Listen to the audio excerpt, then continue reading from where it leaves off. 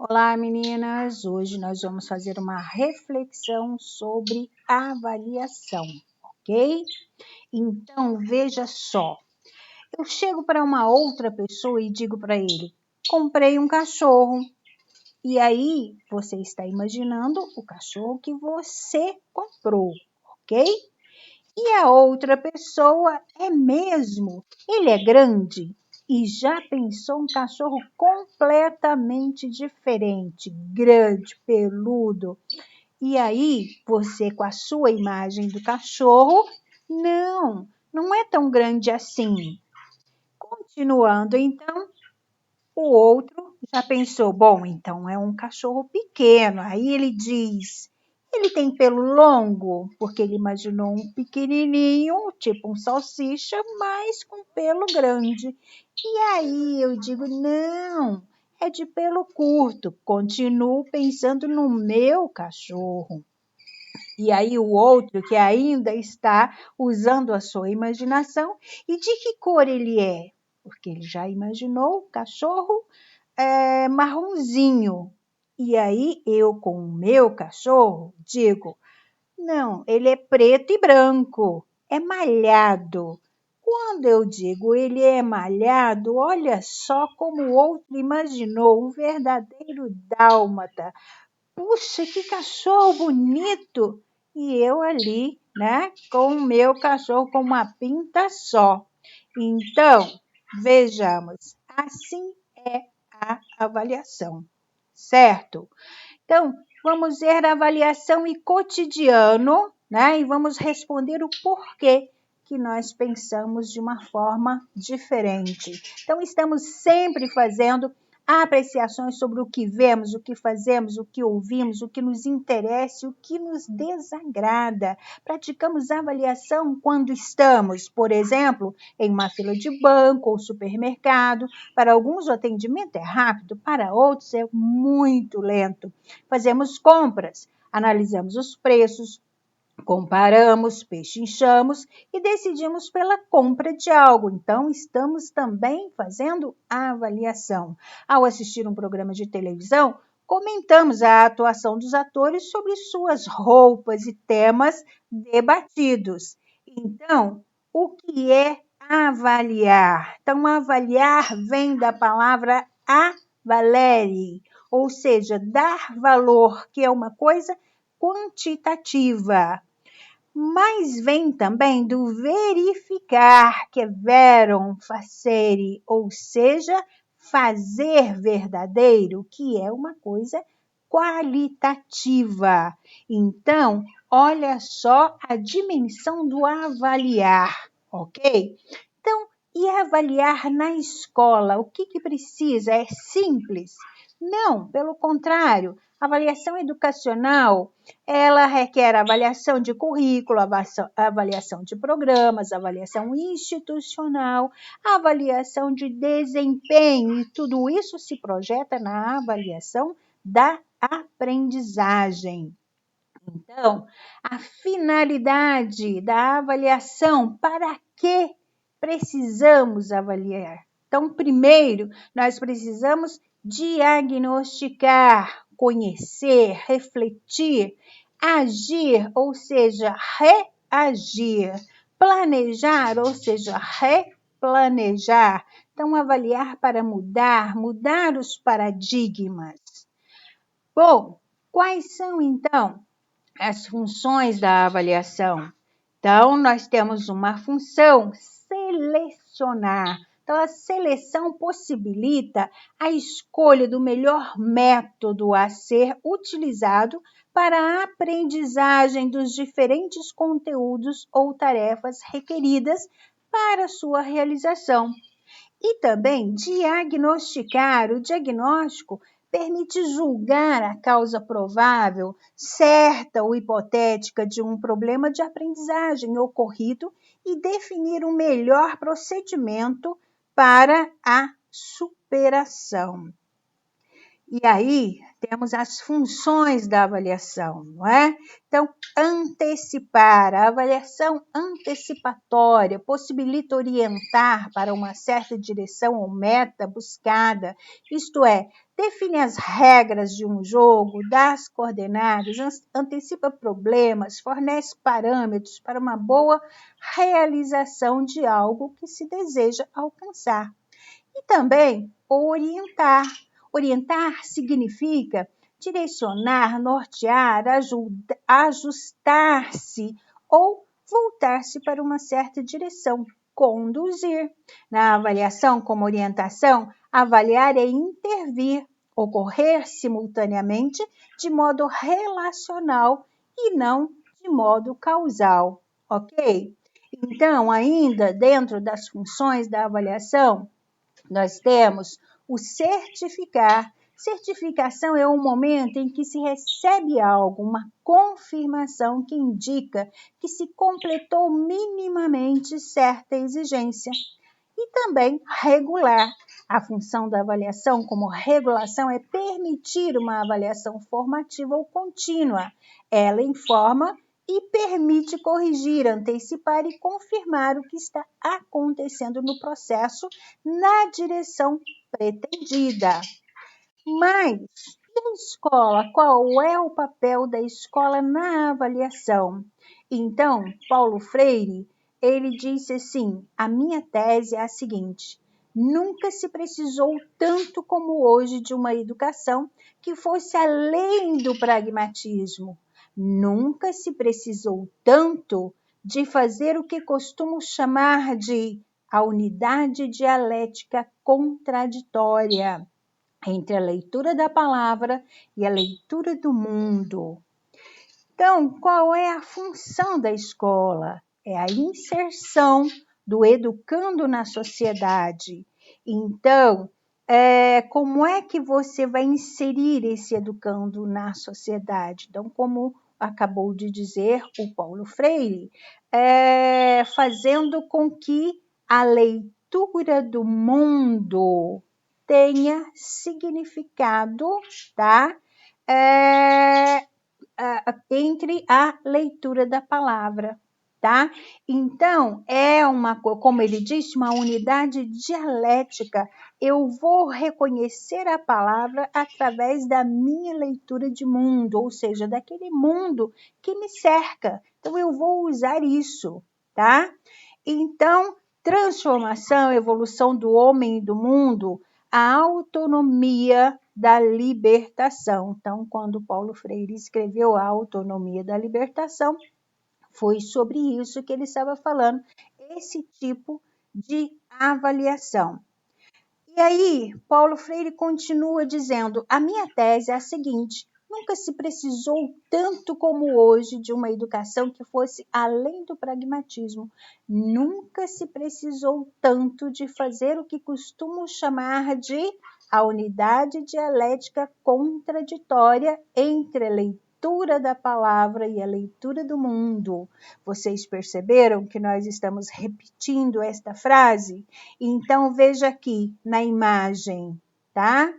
Alta mecânica diesel, Cruzeiro do Norte, serviço de tratores. Vocês vão ver uma série de palavras escritas de forma errada, tá?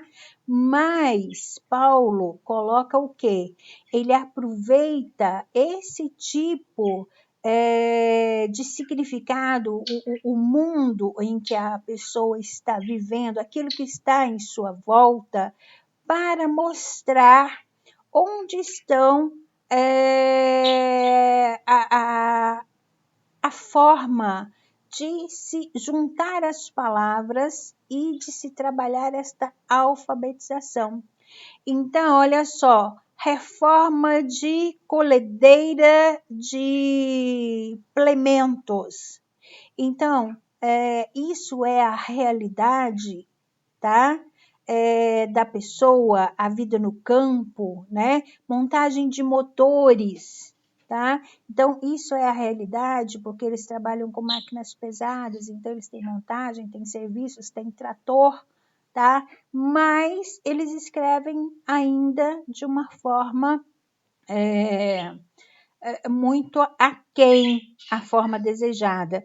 Mas isso não quer dizer que você tem que jogar tudo isso fora. Através desses erros, você pode fazer uma nova leitura de mundo e fazer as correções. Então, você vai reavaliar, ok? Bom, o diagnóstico tem causa e efeito. Quando se faz um diagnóstico, então, você vai perceber o desinteresse do aluno pela escola, danos e seu autoconceito, e impedir que ele tenha acesso ao conhecimento por julgar-se incapaz, restringir a partir daí suas oportunidades de participação social, limitar sua perspectiva de vida. Então, vejamos causa e efeito. Através da avaliação, distinguimos ensino e aprendizagem. Mas nós não estamos mais nesse tempo onde a figura nos mostra, veja só, eu pego um funil, coloco ali na orelha do cidadão, e aí, ali eu despejo todos os meus conhecimentos. E o que a criança vai fazer?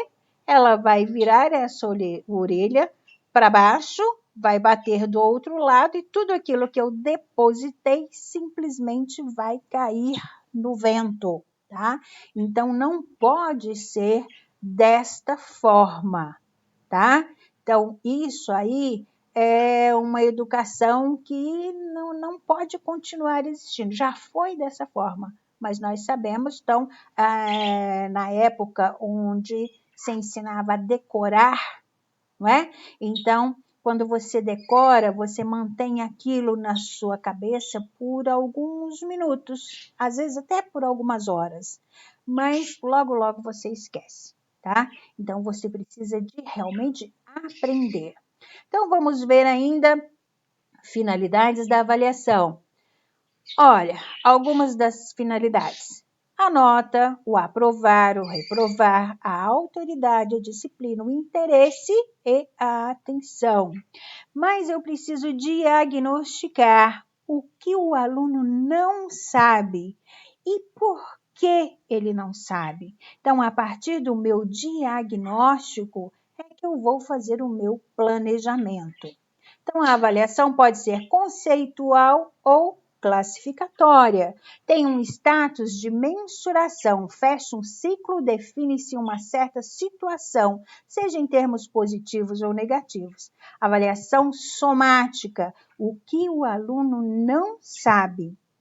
E também o juízo de valor por intermédio de indicadores. Então, dessa forma, abre-se possibilidades de criar desafios, sugere hipóteses a serem testadas, propõe uma melhor observação, requer assumir formas de avaliar o que está bem, o que precisa ser corrigido, o que pode ser antecipado ou também pré-corrigido. Então, esta é uma avaliação formativa. Por que o aluno não sabe?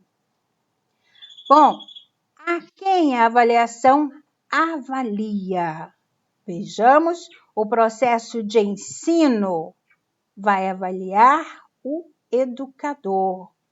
E o processo de aprendizagem vai avaliar o educando. Então, uma avaliação, ela não avalia só o aluno, só o educando. O professor também está sendo avaliado o tempo todo, tá? A história do rato. Vamos ver essa historinha. Romão disse a um ratinho que ia passando por perto dele: "Peraí, temos já de ir ao juiz. Quero te acusar." "Vamos", respondeu o ratinho. "A consciência de nada me acusa e saberei defender-me."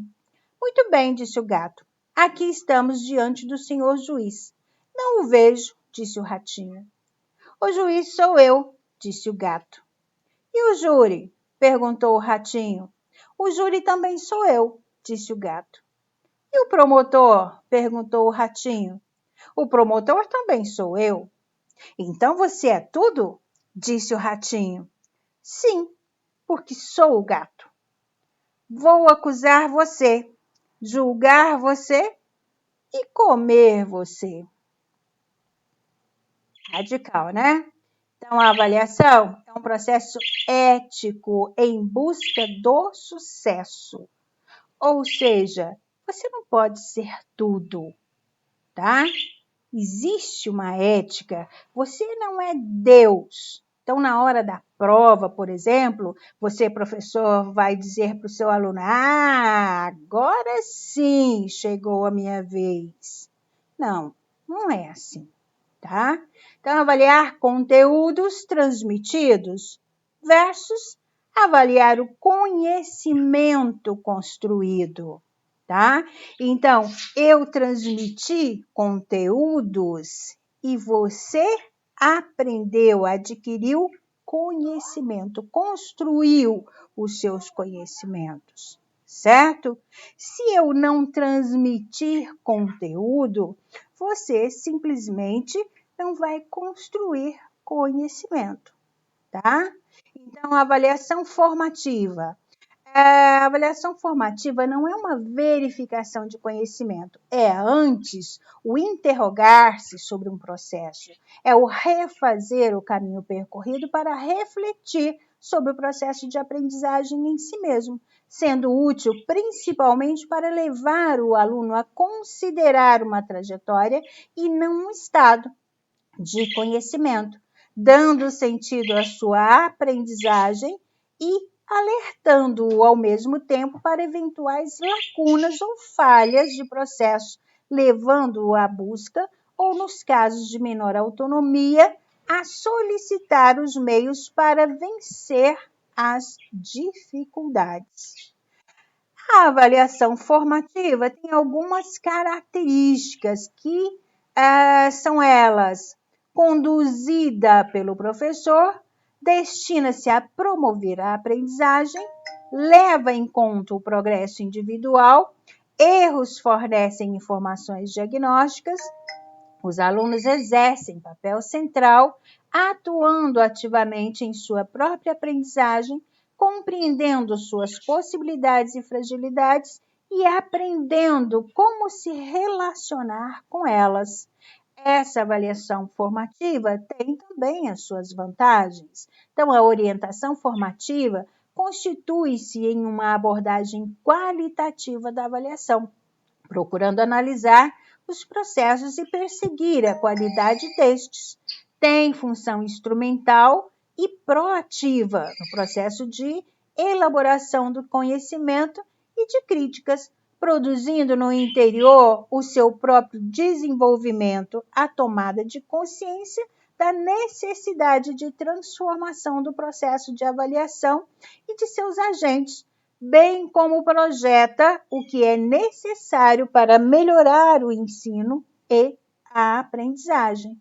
Então, qual seria uma aula desejável? Olha só, a turma bem animada, samba, enredo, letra, conteúdo, ritmo, objetivo. E aí você vai trabalhar tudo isso em História e Geografia. Uma escola de samba, vai quem quer. Olha só, a professora lá toda paramentada e os alunos atrás, e de repente abre-se a porta, o diretor. Entre, dona diretora, estamos aprendendo expressão oral e escrita, desenvolvendo nosso raciocínio matemático e adquirindo conhecimentos básicos de história, geografia e meio social. Tem diretor que simplesmente não entende essa forma de trabalho. Mas dessa forma, a avaliação implica um encontro com outros, com pessoas, e se concretiza em um projeto de melhoramento que sirva para potencializar os professores através do diálogo e da reflexão de sua prática. Entendida assim, não é uma simples metodologia, mas uma filosofia que define aspectos essenciais que se apoiam em uma teoria do sujeito, da escola, da sociedade, dos valores e também do conhecimento. Então, a avaliação é um instrumento que promove a aprendizagem de educando e educador. Então, o tempo todo, nós, educadores, aprendemos com o nosso aluno. Então, o aluno ensina ao aprender e o professor aprende ao ensinar. Isso foi dito também por Paulo Freire em 1999.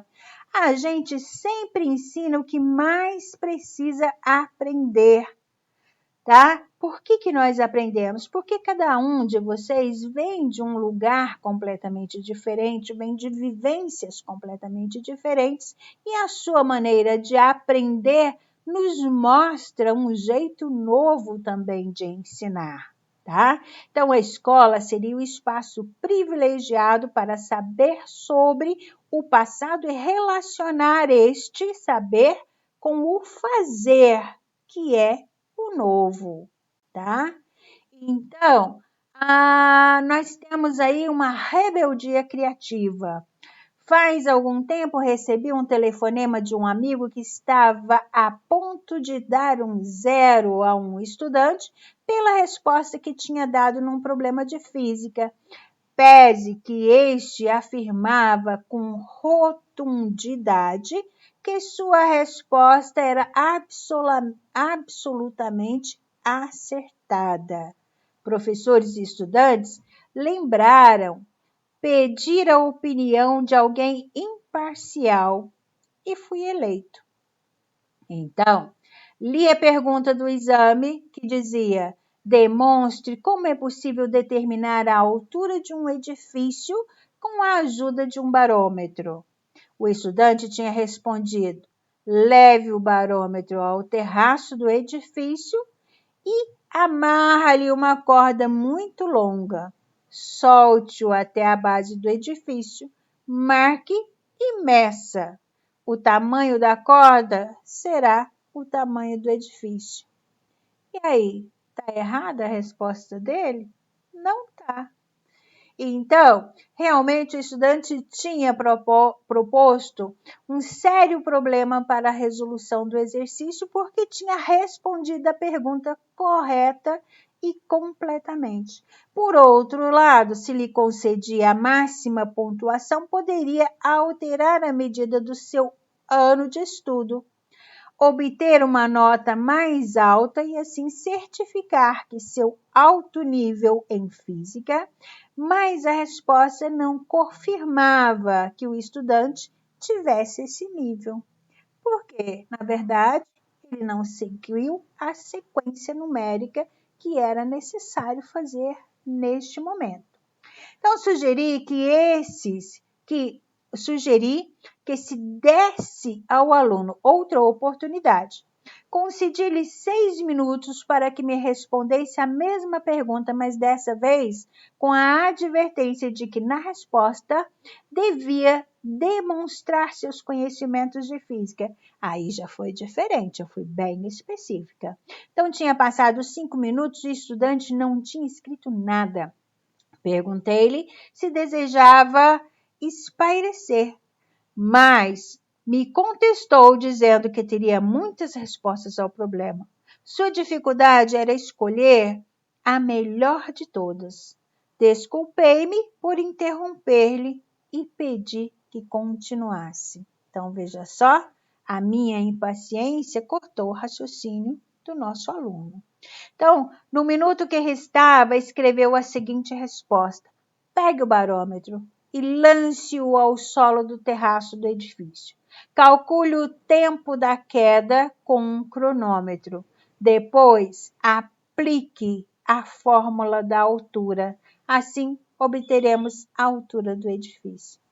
Neste ponto, perguntei ao meu amigo se o estudante podia retirar-se.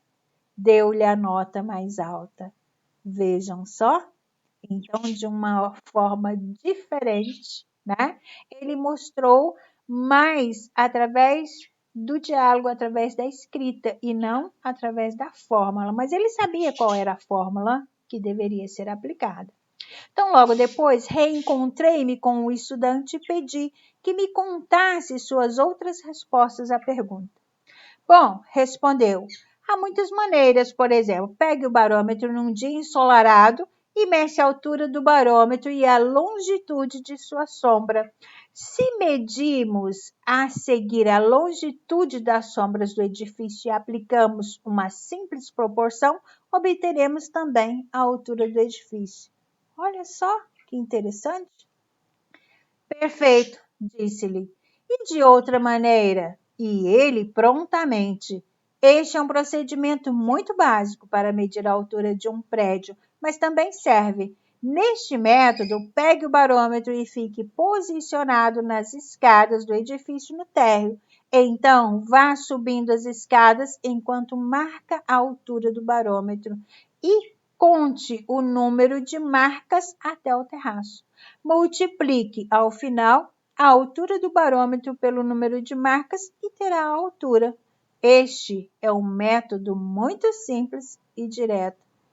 Vocês viram quantas formas tem de se avaliar? E ele continuando. No entanto, se o que quer é um procedimento mais sofisticado, pode amarrar o barômetro a uma corda e movê-lo como se fosse um pêndulo.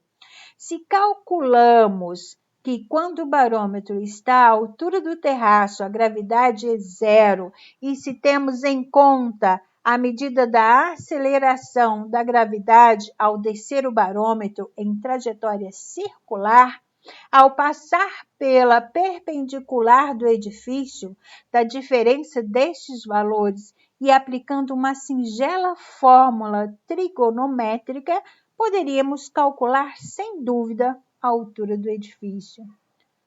Perceberam o quanto o moleque é esperto? Né?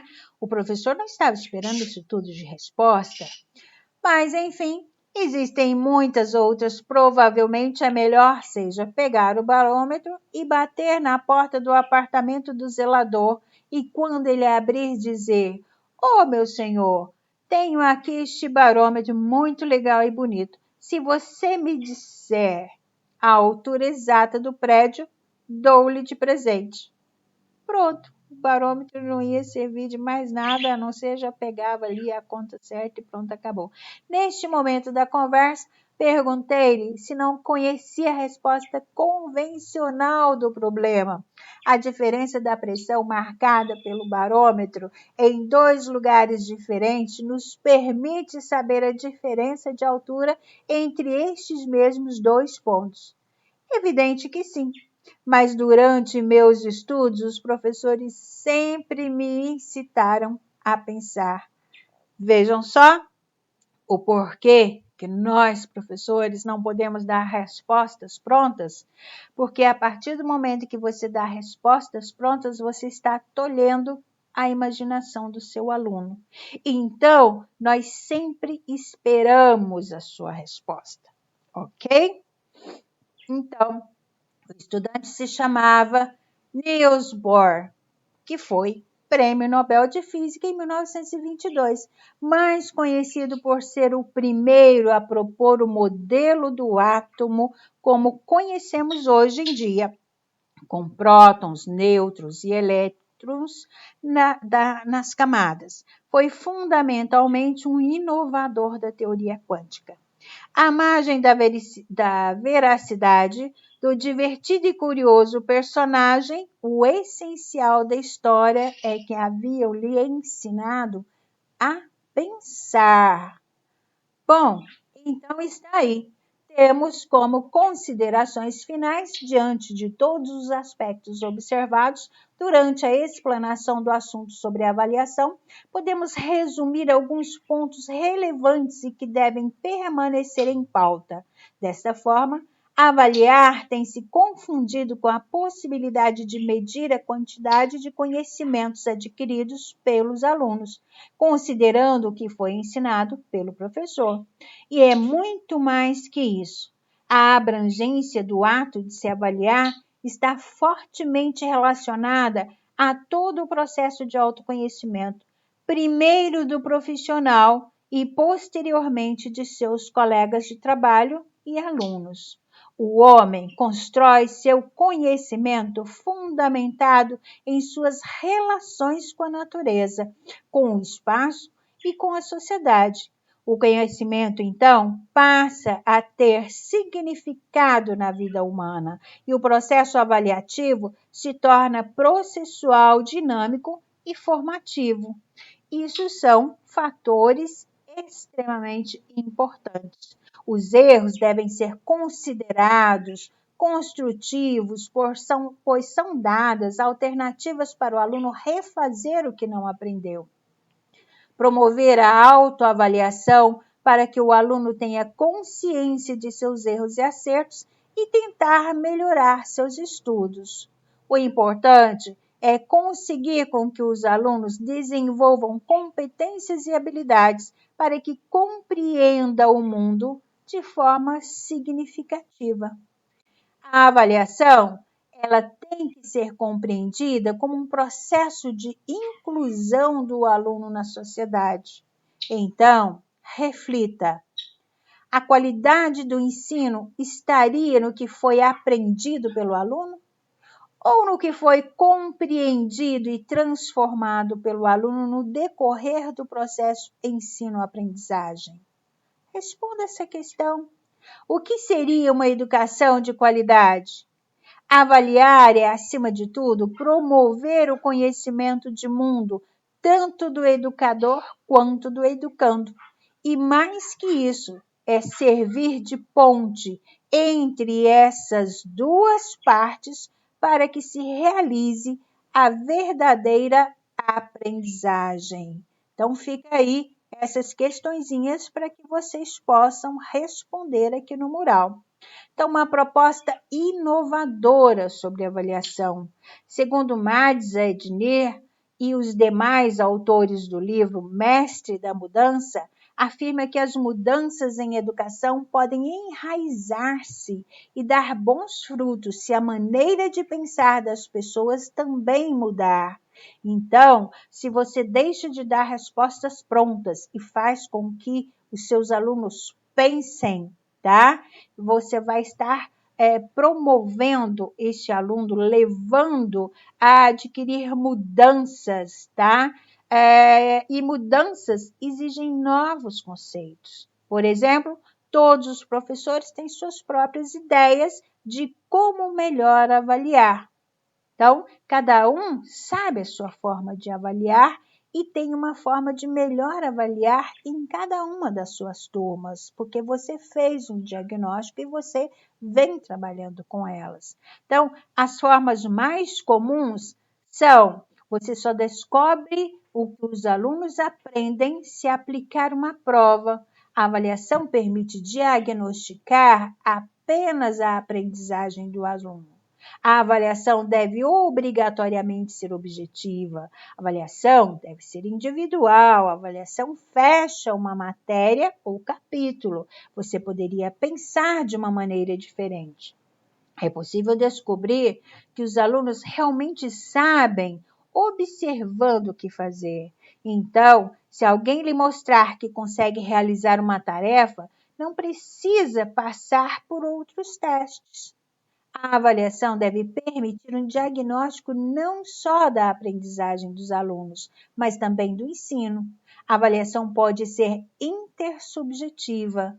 A avaliação pode ser feita em grupo também. A avaliação é contínua e o que você precisa rever para mudar a sua metodologia, tá? Então, nós aprendemos métodos na aula passada, né?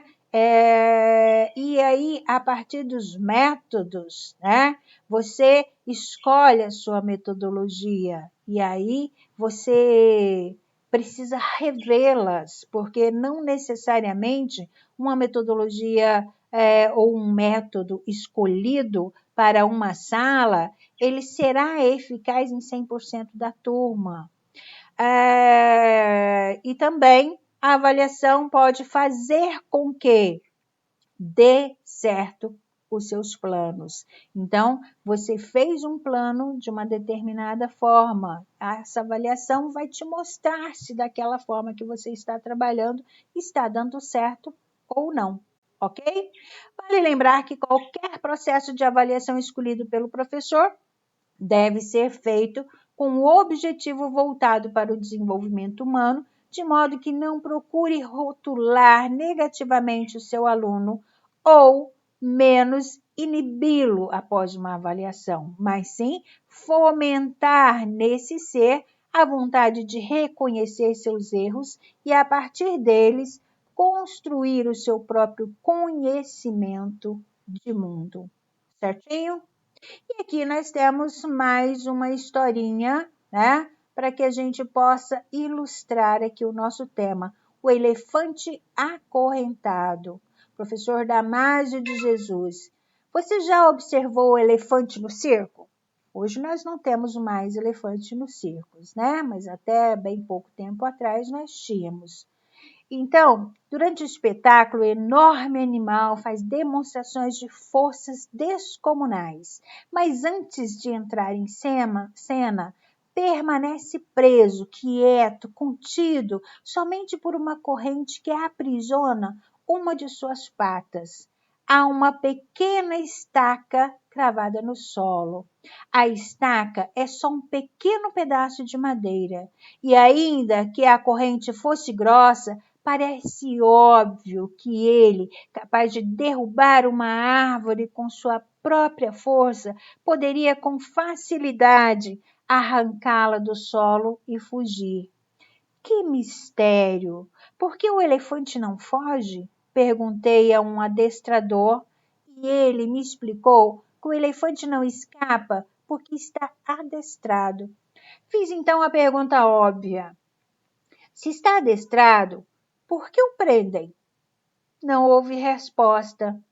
Há alguns anos descobri que, por sorte minha, alguém havia sido bastante sábio para encontrar a resposta. O elefante do circo não escapa porque foi preso à estaca ainda muito pequeno. Fechei os olhos e imaginei o pequeno recém-nascido preso. Naquele momento, o elefantinho puxou, forçou, tentando se soltar. E apesar de todo o esforço, não pôde sair. A estaca era muito pesada para ele. E o elefantinho tentava e nada. Até que um dia, cansado, aceitou o seu destino. Ficava amarrado na estaca, balançando o corpo e de lá para cá, eternamente esperando a hora de entrar no espetáculo. Então, aquele elefante enorme não se solta, porque acredita que não pode. Jamais voltou a colocar à prova a sua força. Isso muitas vezes acontece conosco. Vivemos acreditando em um montão de coisas que não podemos ter, que não podemos ser, que não vamos conseguir, simplesmente porque quando éramos crianças e inexperientes, algo não deu certo. Ou ouvimos tantos nãos que a corrente da estaca ficou gravada na nossa memória com tanta força que perdemos a criatividade e aceitamos o sempre foi assim. De vez em quando, sentimos as correntes e confirmamos o estigma. Não posso. É muita terra para o meu caminhãozinho. Nunca poderei. E é muito grande para mim. A única maneira de tentar de novo é não ter medo de enfrentar as barreiras, colocar muita coragem no coração e não ter receio de arrebentar as correntes. Vá em frente, você consegue, ok? Espero que tenham gostado.